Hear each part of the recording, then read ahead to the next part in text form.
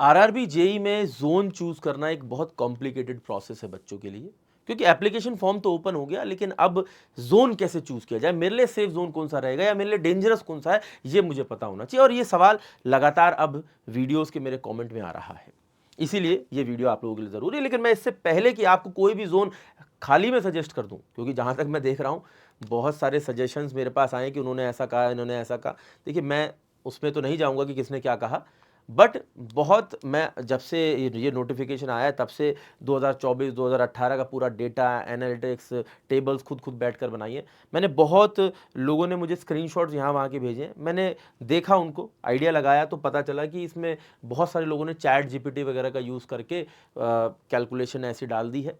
लेकिन अभी मैंने इसमें थोड़ा सा एक कोशिश की है कि मैं करीब 20-25 दिन से इस पे लगातार काम कर रहा है, जब से शॉर्ट नोटिस आया था। और हर एक टेबल को बैठकर मैंने बनाया है, खुद ही बैठकर मैनुअली वेरीफाई करते हुए, ताकि चैट जीपीटी क्या होता है ना, अगर आप किसी चैट जीपीटी से काम कराएंगे तो होता ही है, चैट जीपीटी लगता है कि यार इसने बढ़िया से करके दे दिया जल्दी से, लेकिन अभी इतना एक्यूरेट नहीं है चैट जीपीटी, पहली बात तो। दूसरी बात, उसमें डेटा बहुत अच्छी तरीके से फिलअप नहीं हो पाता है, मतलब अभी तो नहीं हो पाता, आगे चलकर हो जाएगा, एफिशिएंट हो जाएगा तब की अलग बात है। तो अभी chat GPT is not a reliable source अभी के लिए, ठीक है। अच्छा, अब क्या क्या चीज़ें निकल कर आई जब मैंने 20-25 दिन लगातार अलग अलग चीज़ें बनाई, बहुत से डेटाज बनाए, बहुत सी टेबल्स बनाई, ठीक है ना, खूब चीज़ें देख ली, समझ ली, यहाँ वहाँ पढ़ ली, सब जो भी मुझे समझ में आया। इसमें समझ में आया कि फैक्टर 3-4 हैं जिसको आपको फोकस करना पड़ेगा, और उसके बेसिस, और ये सिंप्लीफाई कर दूंगा आपके लिए। तो पहले आपको, मतलब अगर आप सुनने के लिए तैयार हैं, आप समझने के लिए तैयार हैं, तो इस वीडियो को देखिए, अन्यथा बंद कर दीजिए, बात खत्म है, ठीक है ना। फिर आप वो तुक्का वाले तुक्के के तरीके से भरने हैं, भर दीजिए, वो वाली अपनी चॉइस है आपकी। देखिए, मुझे जो समझ में आया वो समझ में आया कि भाई आपको कई सारे फैक्टर्स पे ध्यान देना पड़ेगा, कि नंबर ऑफ वैकेंसी कितनी है, कितने नंबर ऑफ एप्लीकेंट उस वैकेंसी पर बैठने वाले हैं, मतलब कितने बच्चे अप्लाई कर रहे हैं, किस जोन में अप्लाई कर रहे हैं, और उसके हिसाब से पर वैकेंसी क्या कंपटीशन है उस जोन के अंदर, और जिस जोन में आप अप्लाई कर रहे हैं उसमें कट ऑफ कितनी जाती है, क्योंकि आरआरबी में हर जोन की अलग कट ऑफ आती है, हर जोन में हर ब्रांच की अलग कट ऑफ आती है, और हर ब्रांच में हर डिपार्टमेंट की अलग कट ऑफ आती है। और 2024 का आप कट ऑफ वाला पीडीएफ निकाल के देखना, आपको समझ में आ जाएगा, वो तभी ये इतना कॉम्प्लिकेटेड है। लेकिन इसको आसान बनाने की पूरी कोशिश मैं आप लोगों के लिए कर दूंगा इसमें, और आसान हो जाएगा सिंपली। देखिए, सबसे पहली बात तो इसमें बड़ा लेंदी है, 82 पेज का एक बच्चे के लिए नोटिफिकेशन दे दिया है, जो कि समझना थोड़ा मुश्किल है। उसमें भी मैंने क्या किया, हर जोन में आपकी ब्रांच के लिए कितनी कितनी कहां कहां पर वैकेंसी है, ये इसमें लिखा है। अब ये भी आपके लिए थोड़ा कॉम्प्लिकेटेड, उसमें इसको भी आसान बना देता हूं, ठीक है। मेरे को ये सीधे सीधे समझ में आता है कि सिविल वाले इन टोटल जितनी वैकेंसीज आई हैं उसमें से 945 वैकेंसीज पर बैठ सकते हैं, इलेक्ट्रिकल वाले 1580 वैकेंसी पर बैठ सकते हैं, मैकेनिकल वाले 1346 वैकेंसी पर बैठ सकते हैं, ईसी वाले अगेन 1580 वैकेंसी पर बैठ सकते हैं, और सीएसआईटी वाले, ठीक है ना, इसमें 195 और ऐड कर दो, ठीक है, और इसमें भी 195 और ऐड कर दो, इसमें भी 195 और ऐड कर दो, इसमें भी 195 और ऐड कर दो, ठीक है। 195 ऐड करना रह गया मेरी तरफ से, क्योंकि ये 195 सबके लिए कॉमन था, तो सिविल में भी इसलिए रखा गया और बाकी सब में भी रखा जाना है। तो इतनी वैकेंसीज पर 195 ऐड करके आप कर लीजिएगा, इतनी वैकेंसीज पर हर ब्रांच का बच्चा बैठ सकता है, ठीक है। तो ये जो 195 जैसे आपने पार्ट देखा, 195 वाला कौन सा है, ये डीएमएस वाला पार्ट, ठीक है ना, ये वो पार्ट है जिसमें हर एक ब्रांच का बच्चा फाइट कर सकता है, क्योंकि एनी ब्रांच के लिए एलिजिबल है, आप समझ रहे हैं। अब जैसे इलेक्ट्रिकल वाले बच्चे हैं, ये इस वैकेंसी में भी बैठ सकते हैं, इस वैकेंसी में भी बैठ सकते हैं, इसलिए उनका ये टोटल 1346 234 और प्लस 195 करके बैठ रहा है, ठीक है ना। क्योंकि अगर आप ऐसे टोटल करोगे इसका तो ये जो नंबर्स आपको 2569 वैकेंसीज दिख रही है उससे बहुत बड़ा हो जाएगा, ऐसा नहीं है। कुछ कॉमन वैकेंसीज पर मल्टीपल ब्रांचेस बैठ रही हैं। अब जैसे सिविल का है, ये 750 जो नंबर आपको नजर आ रहा है सिविल का, इसमें सिर्फ सिविल का बच्चा बैठ सकता है और कोई नहीं बैठ सकता। सीएसआईटी का ये 234 वो नंबर है जिसमें सिर्फ सीएसआईटी का बच्चा बैठ सकता है। लेकिन इलेक्ट्रिकल, मैकेनिकल और ईसी के केस में कॉमन वैकेंसी ज्यादा होती हैं, ठीक है ना, इसीलिए ये नंबर काफी बड़ा नजर आ रहा है, ठीक है। अब थोड़ा समझिए कि यहां पर number of applicant in vacancies पर कॉमन बहुत सारे हैं, इस पे सिर्फ सिविल वाले एप्लीकेंट हैं या इस पे सिर्फ सीएसआईटी वाले एप्लीकेंट हैं। ठीक है, तो यहां पर एक चीज ये नजर आ रही है कि कितने बच्चे, कितनी वैकेंसीज आपकी ब्रांच के लिए हैं, एक चीज। दूसरा, अगर आप देखो, मैंने पूरा डेटा एनालाइज किया 2018 का, 2024 का, पूरी एक टेबल बनाई थी, वो इतनी लंबी लंबी टेबल्स आपको दिखा के कोई फायदा था नहीं। उसके हिसाब से कैलकुलेट किया तो ये समझ में आया कि ऑन एन एवरेज 18 और 24 को लेकर चलूं तो पर वैकेंसी किस जोन में कितने बच्चों ने पेपर दिया। उससे समझ में आया कि चेन्नई, सिकंदराबाद, त्रिवेंद्रपुरम, ये 3 ऐसे जोन थे जिसमें सबसे ज्यादा बच्चे पर वैकेंसी पर बैठे। जैसे आप देखिए, त्रिवेंद्रपुरम में एक वैकेंसी पर फाइट करने वाले 589 बच्चे थे, सिकंदराबाद में 292, चेन्नई में 263, और सबसे कम फाइट थी मुजफ्फरपुर, मालदा और गुवाहाटी में। अच्छा, अब आप वैकेंसी देखो, सबसे ज्यादा वैकेंसी इस बार कोलकाता, मुंबई और प्रयागराज में है और सबसे कम वैकेंसी इसमें है। तो अगर आप एक चीज एनालाइज करेंगे तो कंपटीशन और वैकेंसी का जो मेल जोल है वो कंपैरेटिवली कम है। आप समझ रहे हैं कि वैकेंसी देखो इनमें सबसे ज्यादा है, तब भी पर वैकेंसी फाइट इनमें सबसे ज्यादा नहीं निकली, निकली किसमें? चेन्नई में, सिकंदराबाद में, त्रिवेंद्रपुरम में। ठीक है, तो एक लॉजिक तो ये अलग ही जा रहा है कि जो ये कह रहा है कि जहां पर वैकेंसी ज्यादा है वहां पर भर दो बस, ठीक है ना, वहां पर भर दो बस, तो ऐसा फिट नहीं बैठ रहा है। क्यों? क्योंकि ये लीस्ट कॉम्पिटिटिव में भी नहीं आ रहे और मोस्ट कॉम्पिटिटिव में भी नहीं आ रहे।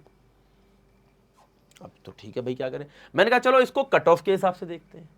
अब कट ऑफ के हिसाब से देखो, मैकेनिकल, इलेक्ट्रिकल, ईसी के पॉइंट ऑफ व्यू से सबसे ज्यादा कट ऑफ किसकी गई थी? 91.86 गई थी, गोरखपुर जोन में गई थी।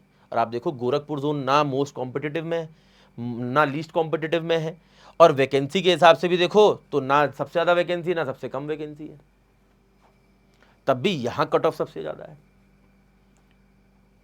आप सिविल वालों के लिए देखो 76.84।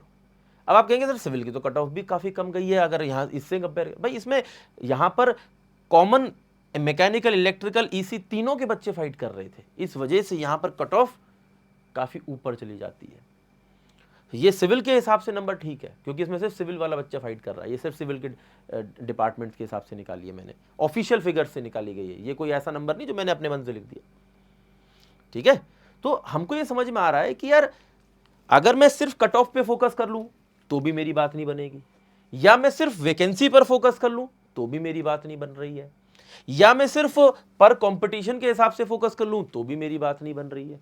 तो मुझे फोकस किस पे करना चाहिए? देखिए, मैं आपको बता दूं, ज़्यादातर वीडियोस जहां तक बच्चों के मेरे पास रिप्लाई आया है उसमें आया कि सर उसमें वैकेंसी ज़्यादा है तो मैं इससे अप्लाई कर देता हूं। दोस्त, एक चीज़ का आपको और भी ख्याल रखना है, अभी आप ही मुझसे 2024 का जब पेपर हुआ था ये सवाल पूछ रहे थे कि सर जब CBT 1 होगा, सर जब CBT 2 होगा, मैंने मुंबई जोन से पेपर भरा है, क्या मेरा सेंटर मुंबई जोन में आएगा, क्या मुझे मुंबई जाना पड़ेगा पेपर?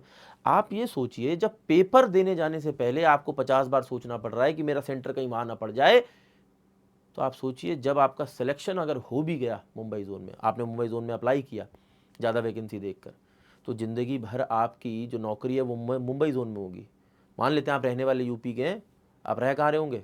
मुंबई जोन में जाकर, तो आपके लिए पूरी ज़िंदगी भर आना जाना अपने घर एक हेक्टिक टास्क होगा। और फिर आप ये चाहोगे कि यार मेरा ट्रांसफ़र भी हो जाए, जो कि पहले 10 साल में होना तो ना बराबर या नामुमकिन जैसा ही मान लो आप, है कि नहीं? तो आपको ये भी नहीं करना है कि अभी आपने रैंडमली बस देख कर कि भैया मेरा सिलेक्शन हो जाए। फिर बहुत से बच्चों से मेरी बात हुई है जो 2018 में सेलेक्ट हुए थे, 2024 में सेलेक्ट हुए, जो अब मुझसे कहते हैं कि सर क्या मैं इसका पेपर छोड़कर कोई और पेपर दे दूं, या इसकी नौकरी छोड़ दूं सर, या मैं इसके साथ और सर कौन सा पेपर देता रहूं। तो चुनना हमें बहुत वाइजली है। तो कोई भी अगर आपको ये कह रहा है कि बस ज़्यादा वैकेंसी देखकर भर दो, तो एक अच्छा आइडिया नहीं है। अब सवाल ये बनता है कि यार सर आपने कई सारी चीज़ें बोल दी, करें तो करें क्या? देखिए, सबसे पहली बात मैं आपको बता देता हूं, एक चीज़ मैंने ये भी एक पूरा डेटा बहुत सारी टेबलों से कन्वर्ट करके कंप्रेस किया है। सबसे पहली बात तो ये समझ में आती है कि आप अपनी कैटेगरी देखिए, आपकी कैटेगरी के हिसाब से मैंने पता लगाया। सबसे पहली बात तो ऑफिशियल फिगर्स में से कंप्रेस कर करके कि भाई साहब कि अनरिजर्व कैटेगरी के लिए सबसे ज्यादा कट ऑफ वाला जोन कौन सा रहा, क्या कट ऑफ रही 2024 में, उसके लिए कितनी वैकेंसी थी उस जोन में और कितने एप्लीकेंट थे। अगर मैं इसका डेटा भी आपको दिखाऊं तो आपको एक चीज नजर आएगी, जिसमें वैकेंसी ज्यादा थी उसमें एप्लीकेंट भी ज्यादा थे। ये देखो, जिसमें वैकेंसी घट रही थी उसमें एप्लीकेंट भी घट रहे थे। देखो, तो आप ये भी नहीं कह सकते कि वैकेंसी, क्योंकि सब लोग अगर वहीं अप्लाई करेंगे तो फाइट तो फिर बढ़ गई ना। अब 2025 में आप देखो, जहां पर वैकेंसी ज्यादा होगी वहां पर अप्लाई करने वाले भी ज्यादा ही हो जाएंगे फिर, है कि नहीं। तो इसमें सही तरीका क्या है अब सवाल, क्योंकि मैंने आपको सारी सिचुएशन बता दी, सारी प्रॉब्लम बता दी, परम्यूटेशन कॉम्बिनेशन बता दिए कि क्या क्या हो रहा है, कहां सिर्फ कट ऑफ देखें या क्या देखें क्या नहीं देखें, क्या क्या देखा तो क्या गड़बड़ हो रही है। तो आप सिर्फ कट ऑफ देखकर या वैकेंसी देखकर अप्लाई जोन में नहीं कर सकते या जोन को नहीं चुन सकते, सिंपल। अब चुने तो क्या चुने, कैसे चुने, यह बताने से पहले मैं एक चीज आपको और बता देता हूं। एक प्रॉब्लम अभी बाकी है, ठीक है। मैं जानता हूं कि अभी मैं प्रॉब्लम्स पर ही बात कर रहा हूं, लेकिन पहले प्रॉब्लम समझेंगे तभी तो सॉल्यूशन पर बात करेंगे भाई, ठीक है ना। अब हर डिपार्टमेंट के लिए वैकेंसी, मतलब हर ब्रांच के लिए वैकेंसी कुछ कुछ ही डिपार्टमेंट में, देखिए जैसे मैकेनिकल, ईसी और इलेक्ट्रिकल वालों के पास ये डिपार्टमेंट्स हैं, जो जब आप फॉर्म भरेंगे तो फॉर्म में आपको ये बताना होगा कि आपकी प्रायोरिटी पहले कौन से डिपार्टमेंट की है फिर दूसरे, क्योंकि जो भी नंबर आप पाएंगे उस नंबर के हिसाब से, ठीक है ना, आपको डिपार्टमेंट मिलेगा। और कट ऑफ से कितने ऊपर आपके नंबर आए हैं उस डिपार्टमेंट में आप एलिजिबल भी हैं या नहीं है, ठीक है। तो आपको फॉर्म में प्रायोरिटी बतानी होती है कि मेरी पहली प्रायोरिटी ये डिपार्टमेंट है, दूसरी ये, तीसरी ये, चौथी ये, और हर ब्रांच के बच्चे को फॉर्म भरते समय ये बताना है। तो ये बात भी बहुत इंपॉर्टेंट है, क्योंकि मान लेते हैं आपने पहली प्रायोरिटी ये रखी लेकिन आप और दूसरी ये रखी, इन दोनों में आप एलिजिबल ही नहीं हो पाए जितने मार्क्स आपके आए पेपर में, तो भाई साहब आप तो बाहर हो गए। जबकि अगर आप ये पहली प्रायोरिटी रखते और आपके मार्क्स ठीक ठाक आए होते तो भी आपको ये मिल जाता, क्योंकि इनके लिए आपके मार्क्स कम थे लेकिन इसके लिए तो ठीक थे। तो प्रायोरिटी अगर आपको सेट नहीं भी करनी आती है तो भी कोई दिक्कत नहीं है। ये देखिए, ये वीडियो ब्रांच वाइज बनाना पड़ेगा, तो मैं सिविल वाले बच्चों के लिए अलग से बना दूंगा, आपकी ब्रांच के टीचर्स आपके लिए अलग अलग बना देंगे, ठीक है। ये क्लैरिटी रख लेते हैं। अब ये सभी ब्रांच के बच्चों के लिए चल रहा है, क्योंकि ये कॉमन वीडियो है कि आप अपना जोन कैसे सिलेक्ट करें, किसी भी ब्रांच से आप बिलोंग करते हो।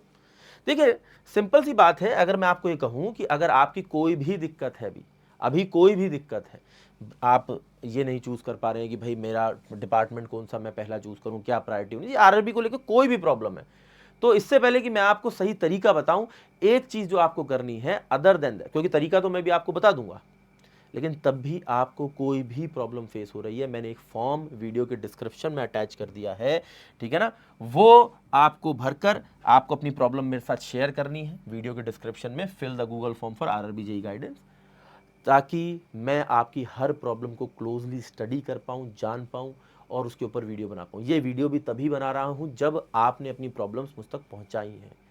तो बाकी जो भी प्रॉब्लम आ रही है, चाहे पढ़ने से लेकर डिपार्टमेंट चूज करने तक, आप भरकर हमें बताइए, ठीक है।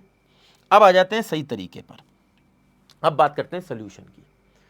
देखिए फाइनल वर्डिक्ट मैं आपको दे देता हूं, सबसे पहले स्टेप बाय स्टेप है, ध्यान दीजिए, सुनिएगा। जोन यू बिलोंग फ्रॉम, पहले आप ये सोचिए कि किस जोन से आप बिलोंग करते हैं। मान लेते हैं मैं लखनऊ का रहने वाला हूं, तो मेरे लिए सबसे नजदीकी का जोन कौन सा हो गया, प्रयागराज जोन हो गया, ठीक है। फिर मैंने देखा कि मेरे आसपास के 3 जोन कौन से हैं, प्रयागराज के आसपास के 3 सबसे नजदीकी के कौन से जोन है, तो मेरे पास इन टोटल बन गए 4 जोन। फिर उन जोन्स में पर जोन क्या, पर वैकेंसी क्या कंपटीशन ये देखता हूं, और उसमें कट ऑफ कितनी जाती है ये देखता हूं, ठीक है। अब क्योंकि देखो मैं, सिंपल सी बात है, अगर मैं लखनऊ जोन का रहने वाला हूं, मेरे लिए अगर मैं नीचे कहीं जाके त्रिवेंद्रपुरम की कोई जोन चूज कर लेता हूं, भर देता हूं, या मुंबई जोन भर देता हूं, मेरे लिए कितना डिफिकल्ट हो जाएगा पूरी जिंदगी इस चीज को कैरी आउट कर पाना, आना जाना, क्योंकि पूरी जिंदगी आना जाना है, पूरी जिंदगी का खेल है, आप समझ रहे हैं, पूरी जिंदगी का, पूरी करियर का, हमारी इसमें हर चीज दांव पर लगी है। अगर हम हमारे फैसले हमारी पूरी जिंदगी को इंपैक्ट कर रहे हैं, ये सिर्फ एक जोन सिलेक्शन, आप समझ रहे हैं। इसीलिए मैं ये नहीं कहता हूं कि सिर्फ आप अपने होम जोन से भरिए, मैं ये कहता हूँ आप अपने होम जोन को देखिए और अपने होम जोन के आसपास के कम से कम 3 जोन देखिए, बन गए 4 जोन। इन चारों जोन में देखिए कंपटीशन पर वैकेंसी क्या है, वहाँ पर कट ऑफ क्या जाती है और वहाँ पर वैकेंसी कितनी आई है, ठीक है ना। क्योंकि सिर्फ कट ऑफ के बेसिस पर या सिर्फ वैकेंसी के बेसिस पर या सिर्फ कंपटीशन पर वैकेंसी के बेसिस पर आप नहीं चुन सकते।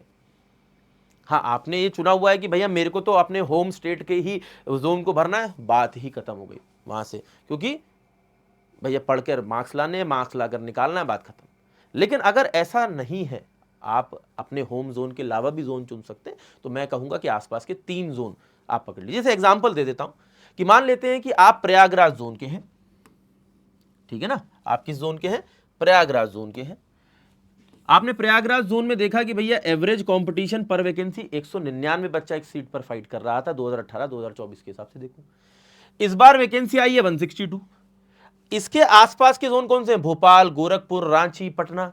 इनमें एवरेज क्या कंपटीशन था पर वैकेंसी और इस बार वैकेंसीज कितनी है आपने देखा। फिर इनकी कट ऑफ निकाल कर देखो कि भैया आप जिस ब्रांच के हैं उस ब्रांच में कितनी वैकेंसी। अब मैंने ये ओवरऑल बता रहा हूं अभी मैं, अब हमको यही काम ब्रांच वाइज करना है अपनी अपनी ब्रांच के हिसाब से कि मेरी ब्रांच में कितनी वैकेंसी है, ठीक है ना। एवरेज कंपटीशन वहां क्या रहता है और मेरी ब्रांच में इस जोन में कितनी कट ऑफ गई थी।